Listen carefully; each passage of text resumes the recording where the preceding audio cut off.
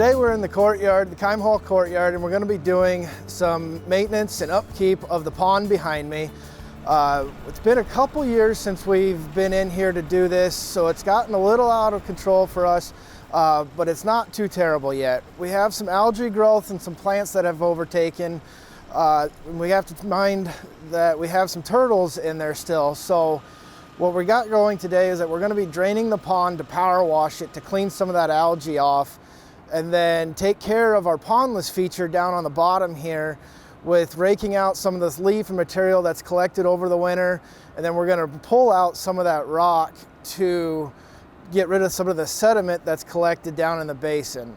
Up top in the pond feature, like I said, we're going to drain that and then power wash it. We have to pull our turtles out first, and then after we drain it, we'll power wash it from the bottom up, so that way we can fill up some water as we go, and then continue to drain it a couple times as we power wash it until we get done.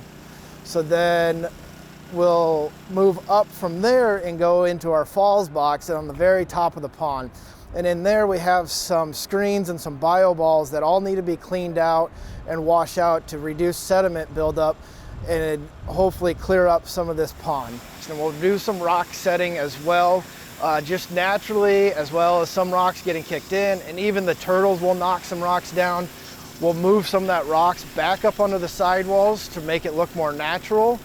And then after all that is done, we'll fill the pond up, washing all the rocks that we've power washed, and then we'll drain it a couple of times after that. Once we've done that, we'll fill it up. It's not going to be crystal clear our first time filling it up, so it's going to take a day or so to sediment to settle out, and then it'll be a lot clearer, and those rocks will have that finish when we first installed it.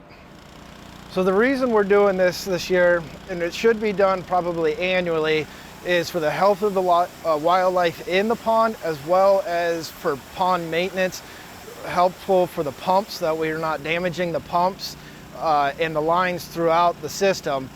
This should be done about once a year, ideally. Obviously, life can get in the way and it might be forgotten, and it can be done any time of year. We just like to do it in the spring. It's kind of one of the check boxes to start the year off, but it can honestly be done any time of year.